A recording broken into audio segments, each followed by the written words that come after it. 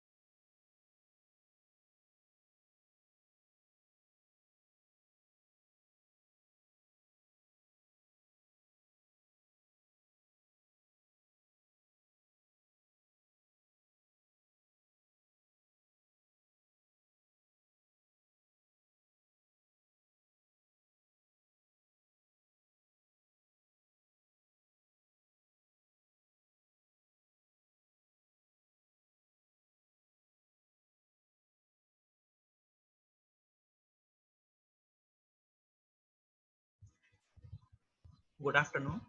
चलिए शुरू करते हैं।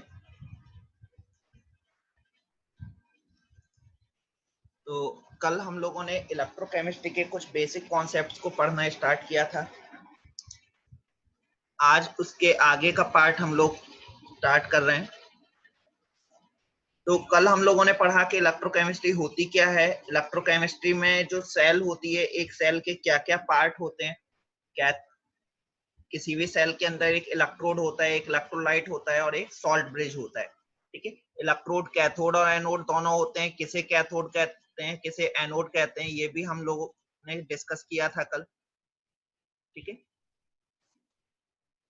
तो आगे बढ़ रहे थे, आगे अब पहुंचते हैं। तो टाइप्स ऑफ सेल, किसी भी इलेक्ट्रोकेमिस्ट्री के अंदर दो तरह की सेल होती हैं। कल इसी को हम डिस्कस कर रहे थे, इलेक्ट्रोकेमिकल सेल और इलेक्ट्रोलाइटिक सेल।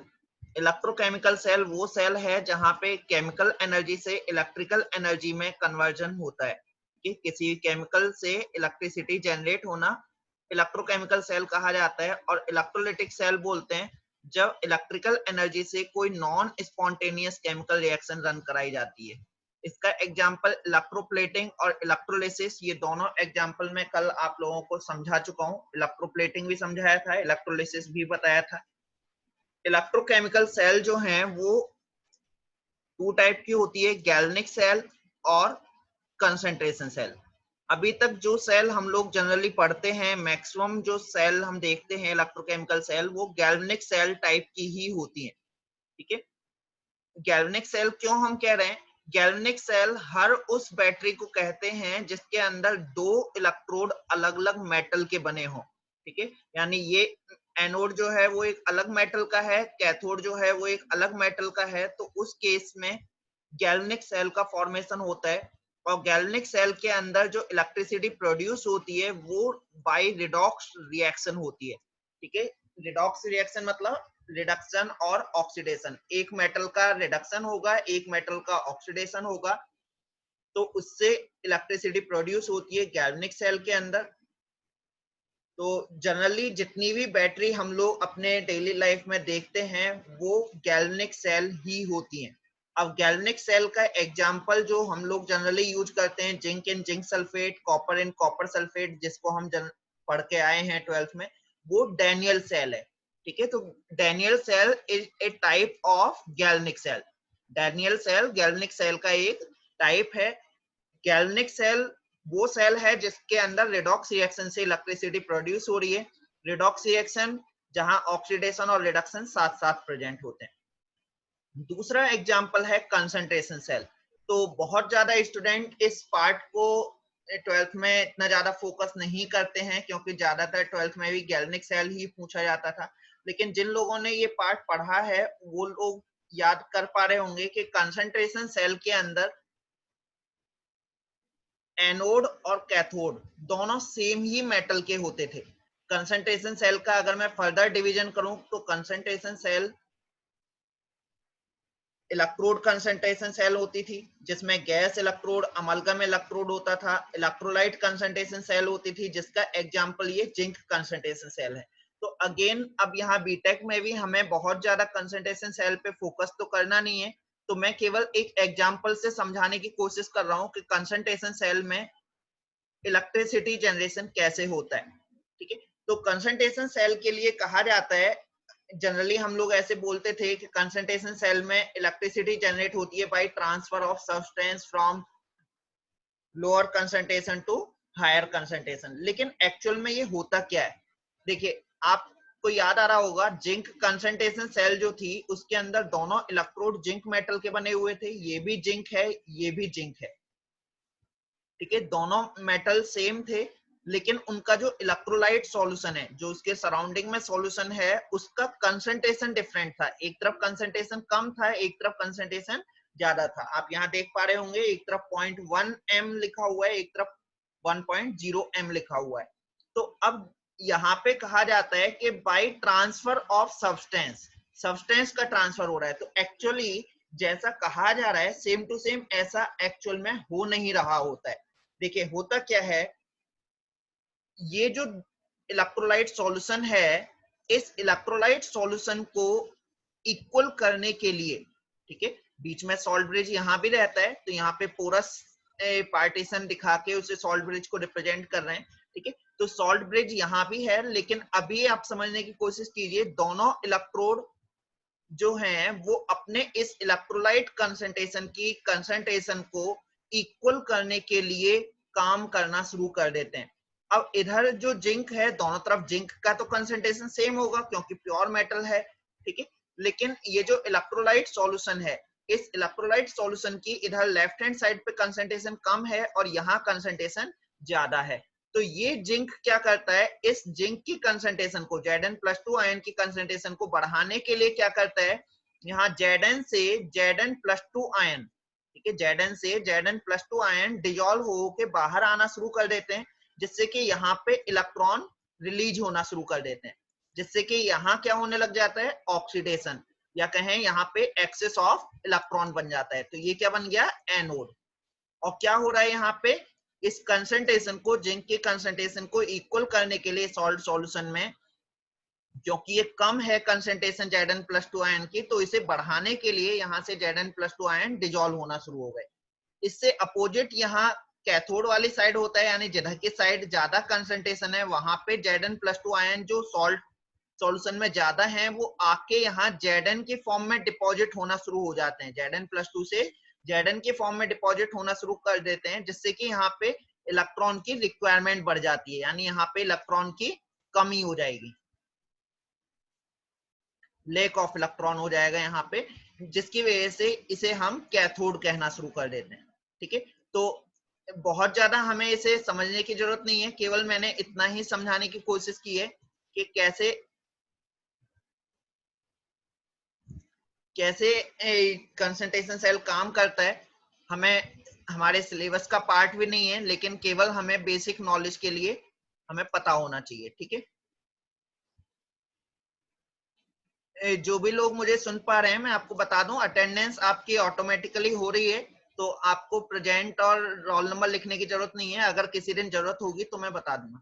हाँ, अस्मित इलेक्ट्रोड कंसंट्रेशन सेल, हाँ, इलेक्ट्रोड कंसंट्रेशन सेल के अंदर दोनों इलेक्ट्रोड जो होते हैं उनकी कंसंट्रेशन डिफर करती है, जबकि इलेक्ट्रोलाइट सॉल्यूशन सेम ही कंसंट्रेशन का होता है। दोनों इलेक्ट्रोड का कंसंट्रेशन डिफरेंट डिफरेंट होगा। फॉर एग्जांपल जैसे गैस इलेक्ट्रोड कंसंट्रेशन सेल होता है, तो उसमें हाइड्रोजन गैस को हम यूज करें तो हाइड्रोजन गैस का प्रेशर हम कम या ज्यादा कर सकते हैं। ठीक है, मेटल का जो इलेक्ट्रोड है वो तो हमेशा प्योरिटी 1 ही रहेगा, लेकिन अगर अमलगम इलेक्ट्रोड हम बनाते हैं, अमलगम आपको याद आ रहा है, अमलगम बोलते हैं किसी भी मेटल का मरकरी में अगर सॉल्यूशन बनता है, उसे हम मिक्स मेटल भी कह सकते हैं। अमलगम बोल रहे हैं मिक्स मेटल इन मरकरी। ठीक है, तो आपने एक नाम सुना होगा हिंदू माइथोलॉजी में, पारद नाम यूज करते हैं हम, पारद करके भगवान शिव जो हैं उनका जो शिवलिंग है उसे पारद का बना हुआ यूज करने के लिए कहा जाता है कि शिवलिंग को घर में नहीं रख सकते हैं लेकिन पारद शिवलिंग रख सकते हैं। तो ये पारद क्या है, ये सिल्वर और मरकरी, सिल्वर और मरकरी का एलॉय है। तो अगर किसी ने अपने घर पे देखा हो कि पारद का शिवलिंग कैसा होता है, तो देखने में ऐसा नहीं है कि मरकरी, हम सबको लग रहा होगा कि लिक्विड स्टेट में होता है, मरकरी लिक्विड फिजिकल स्टेट में है, लेकिन उसमें इतना ज्यादा सिल्वर हम ऐड कर देते हैं कि वो सॉलिड हो जाता है, यानी वो शिवलिंग बिल्कुल ऐसे ही लगता है जैसे सिल्वर का बना हुआ है, व्हाइट कलर का ही उसका टेक्सचर होता है और वो सॉलिड ही रहता है, यानी ऐसा भी नहीं है कि लिक्विड जैसा हमें वो दिखाई दे, वो सॉलिड ही होता है। ठीक है, तो अब यहाँ पे हम समझने की कोशिश कर रहे हैं कि वो काम कैसे कर रहा है। अब वहां भी दो इलेक्ट्रोड हैं, दोनों इलेक्ट्रोड का कंसंट्रेशन अलग अलग होगा। एक इधर वाला इलेक्ट्रोड जो है उधर अमलगम के अंदर कंसंट्रेशन कम हो सकती है। फॉर एग्जांपल मैंने जिंक का ही अमलगम ले लिया। ठीक है, जिंक मरकरी इधर भी है, इधर भी जिंक एंड मरकरी है इलेक्ट्रोड के अंदर। ठीक, अब इधर की तरफ मैंने कम जिंक डिजोल्व करा है, यहाँ पे लेस है, और इधर की तरफ मैंने high amount of zinc dissolve कर दिया है।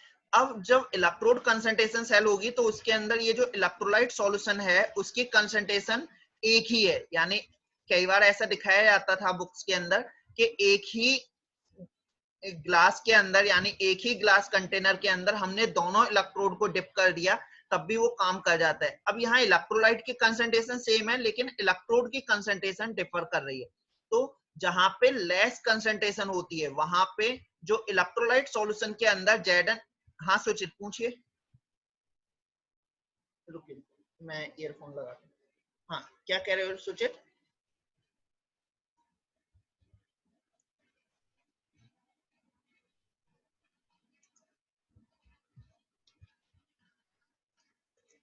हाँ अब बोलिए सुचित। सब कुछ में सर स्क्रीन नहीं आ रही थी सर, वही बोल रहा था। अच्छा अच्छा, अब आ रहा है? हाँ सर अब आ रहा है। ठीक है, तो यहाँ हम लोगों ने देखा कि जेडन की कंसंट्रेशन जो है यहाँ पे कम है, तो जो सॉल्ट सॉल्यूशन है वहां से Zn+2 आयन यहाँ पे आके डिपॉजिट होना शुरू हो जाते हैं। तो यहाँ पे Zn+2 से जब Zn के फॉर्म में डिपॉजिट होंगे तो यहाँ पे लैक ऑफ इलेक्ट्रॉन हो जाएगा। ठीक, और यहाँ पे क्या हो रहा है, Zn का कंसंट्रेशन ज्यादा है तो ये कंसंट्रेशन दोनों तरफ इलेक्ट्रोड का इक्वल करने के लिए यहाँ से Zn आयन जो है वो Zn+2 की फॉर्म में बाहर आना शुरू कर देते हैं, लीविंग बिहाइंड इलेक्ट्रॉन्स। ठीक है, तो यहाँ भी एक्चुअल में कंसंट्रेशन सेल जो है वो दोनों तरफ के इलेक्ट्रोड का कंसंट्रेशन को ही इक्वल करने की काम कर रही है। यहाँ पे ये अपने इलेक्ट्रोलाइट के कंसंट्रेशन को इक्वल करने का काम कर रही है। और जिन लोगों ने ये टॉपिक पढ़े हैं उन्हें याद आ रहा होगा कि इस तरह के जो कंसंट्रेशन सेल से रिलेटेड न्यूमेरिकल होते थे वहां पे जो वोल्टेज जनरेशन होता था, जो इलेक्ट्रिसिटी प्रोड्यूस होती थी वो काफी कम होती थी। ठीक है, तो एक्चुअल में यहाँ पे हमारे सिलेबस में केवल गैल्वेनिक सेल हैं, तो इतना ही हमें याद रखना है। हाँ, अमलगम जो है वो किसी भी मेटल का मरकरी के अंदर जो मिक्सचर होता है उसे हम एलॉय भी बोल सकते हैं। ठीक है, उसे हम एलॉय भी बोल सकते हैं। अब हायर पोटेंशियल, हाँ ये चीज मैं आपको बार बार क्लियर कर रहा हूं, जब दोनों मेटल सेम है, चाहे वो अमलगम हो चाहे अमलगम इलेक्ट्रोड कंसंट्रेशन सेल हो चाहे वो इलेक्ट्रोलाइट कंसंट्रेशन सेल हो, दोनों के अंदर जब दोनों ही इलेक्ट्रोड सेम ही मेटल के बने हुए हैं तो उस केस में दोनों का इलेक्ट्रोड पोटेंशियल सेम है। सेम इलेक्ट्रोड पोटेंशियल होने की वजह से यहाँ पे रिडॉक्स रिएक्शन तो नहीं होती है, लेकिन इस कंसंट्रेशन को इक्वल करने के लिए सॉल्ट के साथ इनका इंटरेक्शन चलता रहता है, जिसकी वजह से कुछ कम अमाउंट में इलेक्ट्रिसिटी प्रोड्यूस होती है। मैं बार बार आपको बता रहा हूँ, बहुत ज्यादा इलेक्ट्रिसिटी यहाँ पे प्रोड्यूस नहीं होती है, और हायर पोटेंशियल किसी का नहीं है, दोनों का इलेक्ट्रोड पोटेंशियल सेम है। चलिए आगे बढ़ सकते हैं हम। तो हमारे सिलेबस में इस पार्ट को समझाने का मोटिव केवल मेरा इतना है कि आप इलेक्ट्रोकेमिकल सेल और इलेक्ट्रोलिटिक सेल दोनों को डिफरेंशिएट कर पाए। ठीक है, तो इलेक्ट्रोकेमिकल सेल क्या है? जहां पे इलेक्ट्रिसिटी जनरेट हो रही है बाय रिडॉक्स रिएक्शन, या कहें केमिकल रिएक्शन से जनरेशन हो रहा है।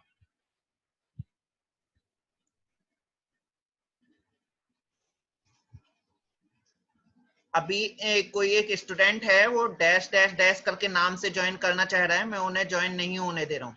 ठीक है, तो ये मैसेज आपको पता चल जाना चाहिए, मैं ऐसे लोगों को रिमूव ही करूंगा। चलिए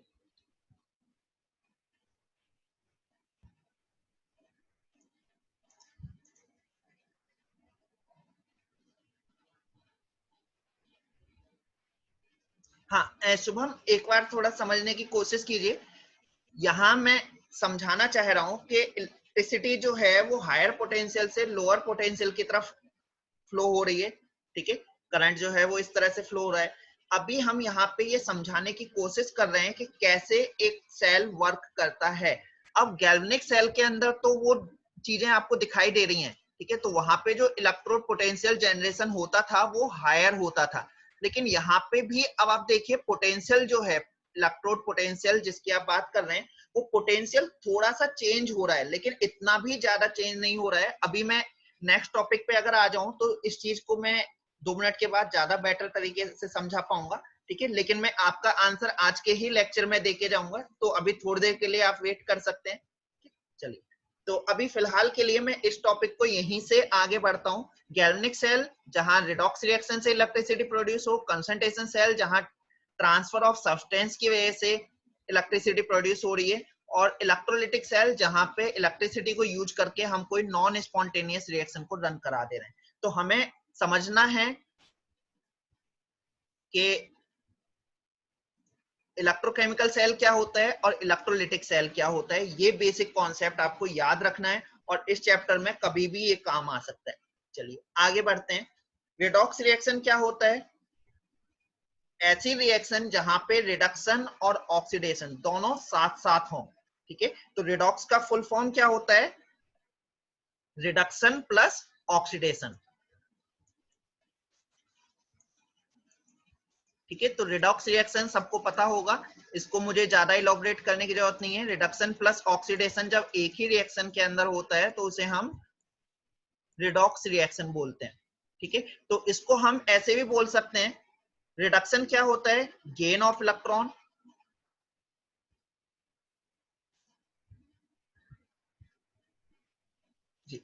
रिडक्शन जो होता है वो गेन ऑफ इलेक्ट्रॉन है, ऑक्सीडेशन जो है वो लॉस ऑफ इलेक्ट्रॉन है। तो जब हम रिडॉक्स रिएक्शन की बात करते हैं, तो जब लॉस ऑफ इलेक्ट्रॉन हो रहा है तो मतलब इलेक्ट्रॉन वहां से रिमूव हुआ, और गेन ऑफ इलेक्ट्रॉन हो रहा है तो मतलब वहां पे जाके इलेक्ट्रॉन रिसीव हो गया। तो हम रिडॉक्स रिएक्शन की एक जनरल डेफिनेशन ये भी बोल सकते हैं, the chemical reaction where occurs transfer of electron. ठीक है, जहां पे भी ट्रांसफर ऑफ इलेक्ट्रॉन हो रहा हो उसे हम रिडॉक्स रिएक्शन कहेंगे। ट्रांसफर ऑफ इलेक्ट्रॉन, एक जगह से इलेक्ट्रॉन निकला दूसरी जगह रिसीव हो गया, जहां ऑक्सीडेशन हो रहा है वहां से इलेक्ट्रॉन निकल रहा है, जहां पे रिडक्शन हो रहा है वहां पे इलेक्ट्रॉन जाके रिसीव हो जा रहा है, तो इसे हम रिडॉक्स रिएक्शन कहेंगे।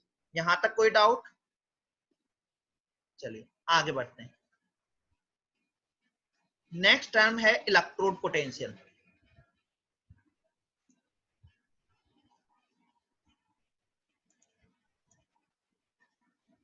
ठीक है, इलेक्ट्रोड पोटेंशियल कैसे बोलते हैं? हम लोगों ने ये टर्म बहुत अच्छे से पढ़ी होगी, और जब मैंने इस चैप्टर को स्टार्ट किया था तो तब भी मैंने बताया था कि इलेक्ट्रोड पोटेंशियल जो है ये एक्चुअल में किसी भी मेटल का या किसी भी मटेरियल का रिडक्शन पोटेंशियल को हम रिप्रेजेंट करते हैं। तो इलेक्ट्रोड पोटेंशियल जो है वो एक्चुअल में उसका रिडक्शन पोटेंशियल वैल्यू लिखते हैं हम लोग। अब जिनके अंदर एक्चुअल में रिडक्शन हो रहा है उसके लिए तो इलेक्ट्रोड पोटेंशियल की वैल्यू क्या है? प्लस साइन आता है, जिसमें ऑक्सीडेशन हो रहा है उसे हम माइनस साइन के साथ रिप्रेजेंट कर देते हैं, यानी उसका ऑक्सीडेशन होता है, रिडक्शन नहीं हो रहा है, इसलिए हमने उसे रिडॉक्स पोटेंशियल जो है, इलेक्ट्रोड पोटेंशियल जो है वो माइनस साइन के साथ रिप्रेजेंट कर रहे हैं। तो आपको याद आ रहा है इलेक्ट्रोड पोटेंशियल की डेफिनेशन में कहते थे जब मेटल को उसी के सॉल्ट सॉल्यूशन के अंदर हम प्लेस करते हैं तो वहां एक डायनेमिक इक्विलिब्रियम डेवलप हो जाता है, ठीक है। और ये जो डायनेमिक इक्विलिब्रियम है ये तब तक बना रहता है जब तक वो इलेक्ट्रोड और इलेक्ट्रोलाइट से हम उस चार्ज को रिमूव करने की कोशिश नहीं करते हैं। इस बात को बहुत अच्छे से समझेंगे, जब हम किसी भी मेटल को उसी के सॉल्ट सॉल्यूशन के अंदर डिसॉल्व करते हैं तो वहां एक डायनामिक इक्विलिब्रियम बनता है। वो डायनामिक इक्विलिब्रियम क्या है? वो इलेक्ट्रॉन का आना जाना, यानी अगर मैं शुभम आपका जो क्वेश्चन था उसका आंसर यहां से निकल के आने वाला है, ठीक है। अब आप थोड़ा इस चीज को समझेंगे। अगर मैं इसे समझने की कोशिश करूं, मैंने एक जिंक की रॉड ली और उसे जिंक के सॉल्यूशन के अंदर डाल के छोड़ दिया, ठीक है। जिंक की रॉड ली, उसे मैंने जिंक के सॉल्यूशन के अंदर डाल के छोड़ दिया। अभी मैं उसकी कंसंट्रेशन की बात नहीं कर रहा हूं। तो यहाँ पे एक रिएक्शन होना शुरू हो जाता है। Zn जो है वो Zn+2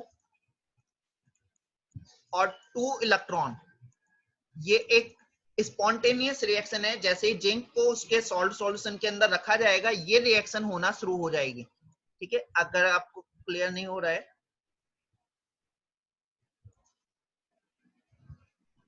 Zn पे +2 चार्ज यहाँ पे दिखा है, ठीक है, और 2 इलेक्ट्रॉन निकल रहे हैं। तो ये रिएक्शन जो है ये स्पॉन्टेनियस है। तो जैसे ही मैं जिंक को जिंक के सॉल्यूशन के अंदर डिप करके रखूंगा वहां पे ये रिएक्शन हो जाएगी। और मैं मान के चल रहा हूं, मैं एज्यूम कर रहा हूं कि यहाँ पे जो चार्ज डेवलप हुआ इस 2 इलेक्ट्रॉन के आने की वजह से नेगेटिव चार्ज आएगा, और ये चार्ज जो डेवलप हो रहा है ये है -0.76 वोल्ट, ठीक है। ये चार्ज डेवलप हो गया। अब इस चार्ज को हम कहेंगे इसका इलेक्ट्रोड पोटेंशियल, और ये इलेक्ट्रोड पोटेंशियल तब तक ऐसे ही बना रहेगा जब तक कि मैं इस इलेक्ट्रोड पोटेंशियल को रिमूव करने की कोशिश नहीं कर रहा हूं। ध्यान दीजिए, यहाँ पे अभी मैंने कॉपर का इलेक्ट्रोड नहीं लगाया है, यानी अभी केवल एनोड, जो आपके नजरों में गैल्वेनिक सेल का एनोड था, डैनियल सेल का जो एनोड था, केवल मैंने उसे बनाया है। तो उस एनोड के ऊपर भी एक चार्ज डेवलप हो चुका है। आप सभी लोग कॉम्पिटिटिव एग्जाम क्रॉस करके यहाँ तक आए हैं बीटेक में, तो आपको याद आ रहा होगा एक क्वेश्चन कुछ इस तरीके से होता था सेमेस्टर एग्जाम, कॉम्पिटिटिव एग्जाम में, कि एक मेटल रॉड है, फॉर एग्जांपल जिंक की रॉड है, उसको जिंक सल्फेट के सॉल्यूशन में मैंने डाल के रखा हुआ है, ठीक है। जिंक की रॉड को जिंक सल्फेट के सॉल्यूशन में डाल के रखा हुआ है। After 10 minute the charge developed was -0.76 volt. How much charge will develop after 2 hours, ठीक है, या 1 hours? 10 मिनट में जो चार्ज डेवलप हुआ है वो है -0.76 वोल्ट। तो 1 घंटे में कितना चार्ज डेवलप होगा? तो इसके आंसर में बहुत सारे स्टूडेंट क्या करते थे, जैसे 10 मिनट में हो रहा है 0.76, तो 1 घंटे में 60 मिनट हो गए, तो इसको 6 से मल्टीप्लाई करके आंसर लिख के आ जाते थे, ठीक है। सौमित्र आप तो सो रहे हो?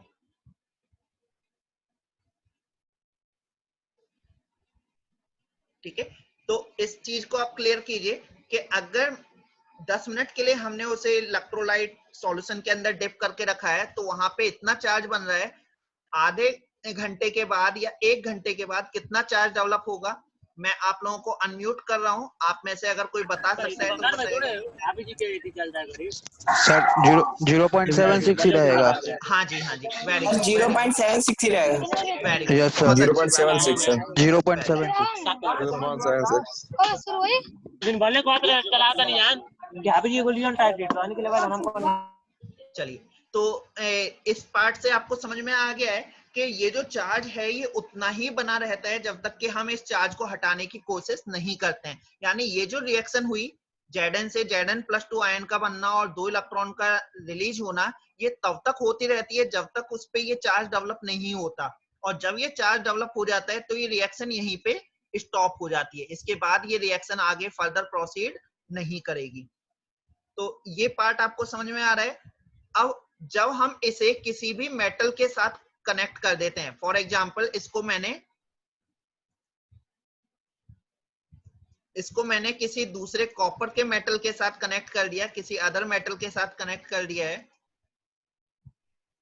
तो उसके केस में यहाँ इस मेटल के ऊपर जो चार्ज होगा वो कुछ और होगा। फॉर एग्जांपल कॉपर का है प्लस में 0.34 वोल्ट। अब ये अपने इस चार्ज को न्यूट्रल करना चाह रहा है, ये भी इस चार्ज के पास से यहाँ से इलेक्ट्रॉन लेना शुरू कर देता है, क्योंकि यहाँ इलेक्ट्रॉन की कमी है, तो ये चार्ज कम होना शुरू हो जाता है। जब मैं इसे किसी भी पॉजिटिवली चार्ज इलेक्ट्रोड से कनेक्ट करता हूं तो ये चार्ज कम होना शुरू हो जाता है। तो उस चार्ज को वापस से माइनस में 0.76 वोल्ट करने के लिए ये रिएक्शन वापस चलना शुरू हो जाती है, यानी अब ये रिएक्शन फिर फॉरवर्ड डायरेक्शन में चलना शुरू हो जाएगी। ठीक है, तो इस तरीके से आपको समझ में आ रहा है कि कैसे किसी भी इलेक्ट्रोड के ऊपर चार्ज डेवलप होता है। अब आपका जो क्वेश्चन था उसका मैं आंसर करना चाहूंगा। आपने पूछा कि किसका इलेक्ट्रोड पोटेंशियल ज्यादा है और किसका इलेक्ट्रोड पोटेंशियल कम है। जब दोनों ही इलेक्ट्रोड सेम ही मेटल के हैं, यानी ये इस तरह से मैंने बना दिया था जिंक इन जिंक सल्फेट, यहाँ भी जिंक इन जिंक सल्फेट बना दिया था, वहीं उसी सेम डायग्राम पे पहुंच जाता हूं मैं वापस।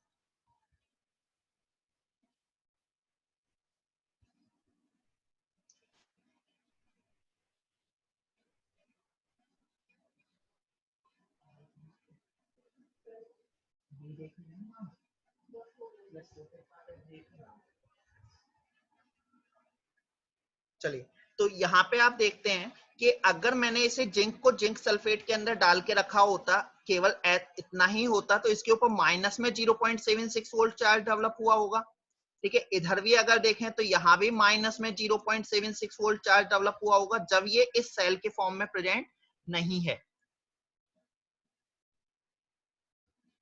हाँ, रिवर्सिबल रिएक्शन होती है, वो कब होगी वो हम अभी थोड़ी देर बाद में पढ़ेंगे। रिवर्सिबल भी होती हैं, लेकिन ये स्पॉन्टेनियस है। ठीक है, अभी ये रिएक्शन स्पॉन्टेनियस है। अभी आप नितिन 2 मिनट रुकिए, अभी पहले मैं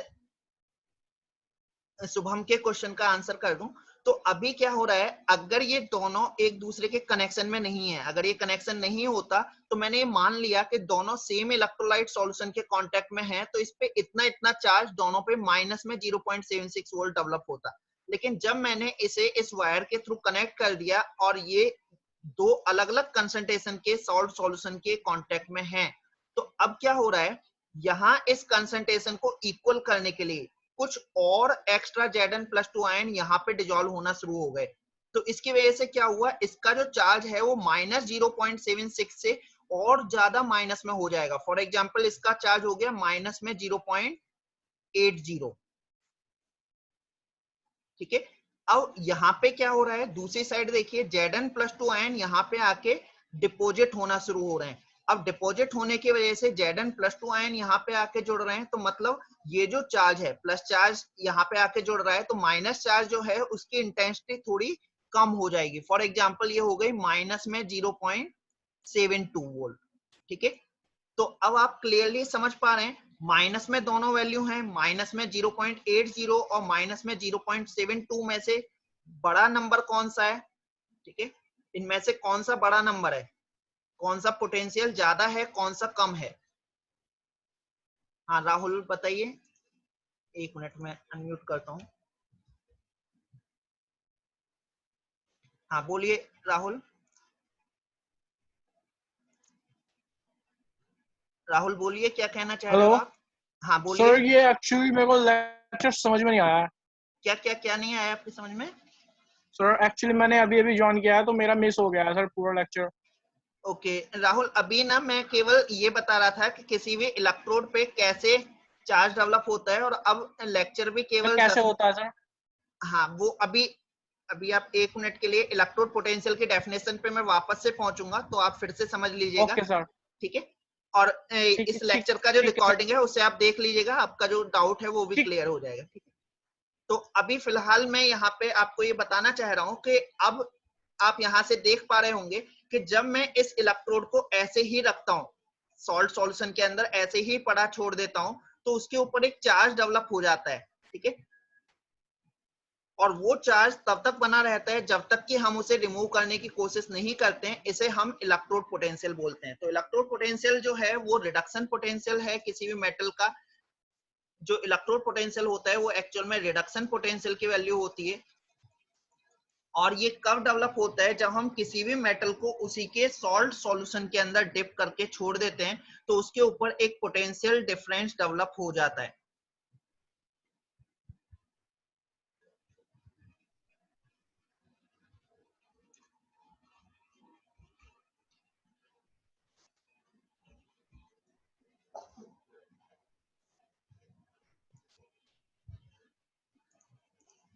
चलिए तो आगे बढ़ते हैं।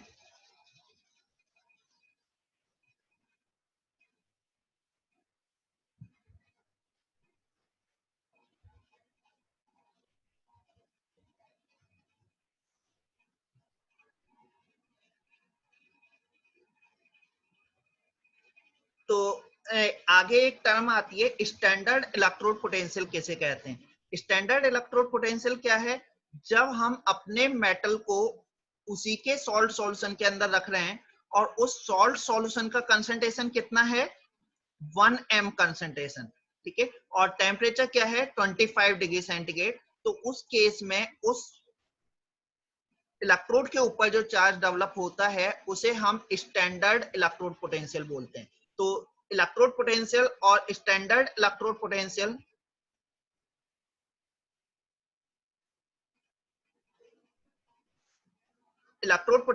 और स्टैंडर्ड इलेक्ट्रोड पोटेंशियल में डिफरेंस आप समझ रहे हैं। मेटल लिया मैंने, उसे किसी भी कंसंट्रेशन के सॉल्ट सॉल्यूशन के अंदर डाल के छोड़ दिया, ठीक है, तो उसके ऊपर जो पोटेंशियल डिफरेंस डेवलप होगा वो इलेक्ट्रोड पोटेंशियल कहा जाता है। लेकिन अगर मैंने उस मेटल को उसी के सॉल्ट सॉल्यूशन में डाल के रखा है और उसका कंसंट्रेशन, सॉल्ट सॉल्यूशन का कंसंट्रेशन 1 m है, तो उसे हम स्टैंडर्ड इलेक्ट्रोड पोटेंशियल बोलते हैं।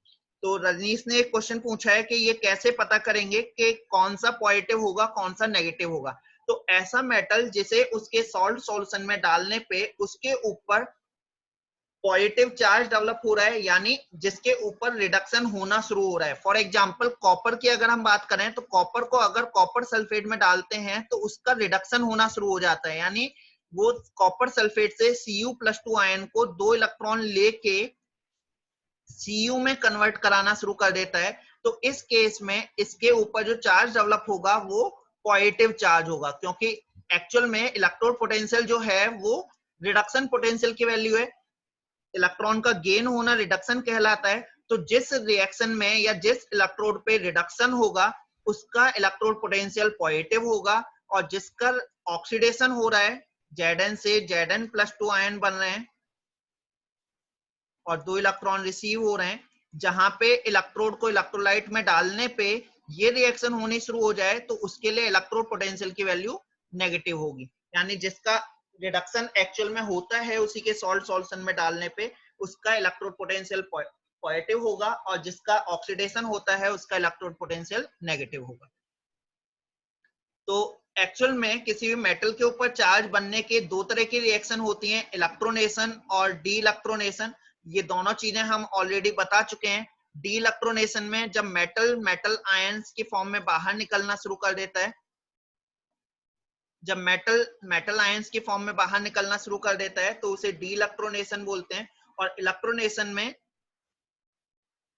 कॉपर जो भी मेटल है वो इलेक्ट्रॉन को रिसीव करके मेटल के अंदर कन्वर्ट होना शुरू हो जाता है। तो ये रिएक्शन मैं बार बार लिख के बता चुका हूं। Zn से Zn+2 आयन का बनना डी इलेक्ट्रोनेशन, Cu+2 से Cu का बनना इलेक्ट्रोनेशन। तो इसी तरह की रिएक्शन बैटरी के अंदर देखने को मिलती हैं जिससे किसी भी मेटल के ऊपर चार्ज आता है। एक टर्म आप लोगों ने पढ़ी होगी स्टैंडर्ड हाइड्रोजन इलेक्ट्रोड, जिसे हम नॉर्मल हाइड्रोजन इलेक्ट्रोड भी बोलते हैं।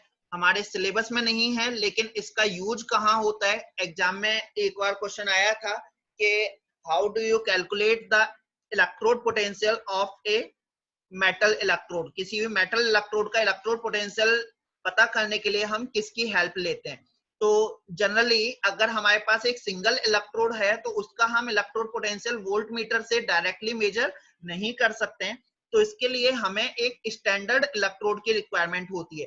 तो स्टैंडर्ड इलेक्ट्रोड कोई भी हो सकता है, तो उसके लिए हमने स्टैंडर्ड हाइड्रोजन इलेक्ट्रोड को हम जनरली यूज करते हैं। स्टैंडर्ड हाइड्रोजन इलेक्ट्रोड में आपको याद आ रहा होगा हाइड्रोजन गैस 1 एटमॉस्फेरिक प्रेशर पे होती है और ये 1 m कंसंट्रेशन के H+ आयन के कांटेक्ट में रहती है। तो उसका जो इलेक्ट्रोड पोटेंशियल है उसे हम कितना लेते हैं, 0। इसका इलेक्ट्रोड पोटेंशियल 0 होगा, तो अब जो भी वोल्टमीटर के ऊपर चार्ज आएगा, जो भी वोल्टमीटर डेवलप पे जो चार्ज डेवलप होगा उसे हम मेजर करेंगे as the charge of another electrode. तो इसका जो रिएक्शंस हैं वो रिएक्शन सिंपल होंगी, ज्यादा इसका कंस्ट्रक्शन आप अगर चाहें तो नोट्स में से पढ़ सकते हैं, वही चीजें लिखी हुई है। 1 MHCl लिया हमने, उसे 25 डिग्री सेंटीग्रेड पे टेम्परेचर पे मेंटेन किया। प्लेटिनम का फॉइल लिया जिसके ऊपर प्लेटिनम ब्लैक की कोटिंग कर दी थी। प्लेटिनम ब्लैक होता है पाउडर प्लेटिनम, और प्लेटिनम हम इसलिए यूज कर रहे हैं क्योंकि देखिए अगर मैं यहाँ पे हाइड्रोजन गैस फिल करूंगा तो हाइड्रोजन गैस का जो वेट है वो काफी लो होता है, लाइट वेट गैस है, तो ये यहाँ पे फ्लोट करना शुरू कर देगी। हमें क्या चाहिए कि ये H+ आयन के कांटेक्ट में आए, तो H+ आयन के कांटेक्ट में ऐसे तो डायरेक्टली गैस नहीं आ पाएगी, तो उसके लिए हम क्या कर रहे हैं, इसे प्लेटिनम के ऊपर, ठीक है, प्लेटिनम मेटल के ऊपर हमने इसे एडजॉर्ब करा लिया है। प्लेटिनम अपने सरफेस एरिया से 25 टाइम्स ज्यादा इतनी हाइड्रोजन गैस को अपने ऊपर एडजॉर्ब करा लेती है। तो जब ये हाइड्रोजन गैस H+ आयन के कांटेक्ट में होगी तो ये रिएक्शन करना स्टार्ट कर देती है। तो दो तरह की रिएक्शन यहाँ पे हो सकती हैं सेल रिएक्शन। H2 जो है वो H+ आयन के फॉर्म में भी कन्वर्ट हो सकता है, यानी ऑक्सीडेशन भी होना शुरू हो जाता है। तो ये कब होगा, इसका ऑक्सीडेशन जब हो रहा है तो इसका मतलब ये किसकी तरह काम करेगा, एनोड की तरह। ये एनोड की तरह कब काम करने लगता है, जब हम इसे किसी कैथोड के साथ कनेक्ट कर देते हैं। कैथोड मतलब ऐसा इलेक्ट्रोड जिसके ऊपर पॉजिटिव चार्ज डेवलप हो रहा है, तो ये एनोड की तरह काम करना शुरू कर देगा उसके लिए। और जब हम इसे किसी एनोड के साथ कनेक्ट करते हैं तो ये खुद का रिडक्शन कराना शुरू कर देते हैं, यानी इसके ऊपर पॉजिटिव चार्ज डेवलप हो जाता है। यानी पॉजिटिव चार्ज डेवलप तो नहीं हो रहा है, एक्चुअल में इसका जो इलेक्ट्रोड पोटेंशियल है वो तो 0 ही है, लेकिन जब इसको पॉजिटिवली चार्ज इलेक्ट्रोड के साथ कनेक्ट करेंगे तो मतलब पॉजिटिव का मतलब उसका इलेक्ट्रोड पोटेंशियल 0 से ज्यादा है, तो 0 से ज्यादा वाला जो है वो तो कैथोड हो जाएगा, और जिसका कम है 0 वाला वो एनोड हो जाएगा। अब जब हम किसी ऐसे इलेक्ट्रोड के साथ कनेक्ट करते हैं जिसका इलेक्ट्रोड पोटेंशियल नेगेटिव है, मतलब वो 0 से कम है, तो ज्यादा वाली वैल्यू क्या हो गई, 0। 0 से कम वाली वो कम वैल्यू हो गई, तो जो कम वाला इलेक्ट्रोड है वो एनोड हो जाएगा, जो ज्यादा वाला इलेक्ट्रोड है वो कैथोड हो जाएगा। तो इस तरह से हम इसे किसी भी इलेक्ट्रोड के साथ कनेक्ट करके उसका इलेक्ट्रोड पोटेंशियल पता कर सकते हैं। जैसे आप यहाँ पे देखेंगे मैंने इसे जिंक के साथ कनेक्ट किया, ये स्टैंडर्ड हाइड्रोजन इलेक्ट्रोड था। तो अब जब वोल्ट मीटर के अंदर जो वैल्यू आ रही है वो आप देख रहे हैं प्लस में 0.76 वोल्ट वैल्यू आ रही है, ठीक है। अब यहाँ पे अगर देखेंगे तो सिल्वर को जब हमने यहाँ पे कनेक्ट किया स्टैंडर्ड हाइड्रोजन इलेक्ट्रोड के साथ, तो यहाँ पे प्लस में 0.80 वोल्ट वैल्यू आ रही है। आपको याद आ रहा है सिल्वर का स्टैंडर्ड इलेक्ट्रोड पोटेंशियल 0.80 वोल्ट होता है, जबकि जिंक का माइनस में 0.76 वोल्ट होता है। ऐसा क्यों हो रहा है उसके लिए आप लोग क्लियरली समझ लेंगे। ईएमएफ निकालने का फॉर्मूला होता है ई राइट माइनस ई लेफ्ट, ठीक है, माइनस ई लेफ्ट। तो ई राइट की वैल्यू यहाँ पे अगर देखेंगे राइट हैंड साइड पे स्टैंडर्ड हाइड्रोजन इलेक्ट्रोड है, इसका वैल्यू 0 हो गया, माइनस साइन लगाएंगे, इसका इलेक्ट्रोड पोटेंशियल माइनस में 0.76 वोल्ट हो गया। तो अब जो रिजल्टिंग इलेक्ट्रोड पोटेंशियल है, जो वोल्ट मीटर में वैल्यू है वो प्लस में ही आएगी। वो वैल्यू क्या आ रही है, प्लस में 0.76 वोल्ट। अब यहाँ पे अगर देखें तो यहाँ पे राइट हैंड साइड पे क्या है, सिल्वर, तो ई राइट का वैल्यू हो गई 0.80